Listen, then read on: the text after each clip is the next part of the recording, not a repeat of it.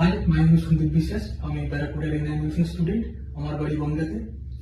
আমি ছোটবেলা থেকেই সিনেমা দেখতে খুবই ভালোবাসি, বিশেষ করে অ্যানিমেটেড টাইপস অফ মুভিজ। তো আফটার মাই 12th আমি অ্যানিমেশন শেখার জন্য ব্যারাকপুর অ্যারিনা অ্যানিমেশনে ভর্তি হই এবং এখানে 3D অ্যানিমেশনের কোর্স করি।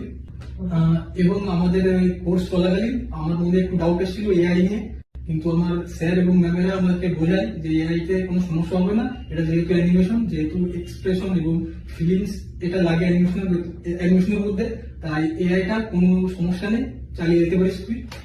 আমার বাড়ি থেকে ব্যারাকপুর অ্যারিনা অ্যানিমেশন আসতে 4 থেকে 5 ঘন্টা লাগে। তাও আমি কষ্ট করে অ্যানিমেশনটা শিখি এবং আমার পোর্টফোলিও তৈরি করি। আমার পোর্টফোলিওটা খুবই সুন্দর হয়, আমার স্যার এবং ম্যামেরা খুবই পছন্দ করে এবং আমার পোর্টফোলিও রিভিউতে এ গ্রেড আসে।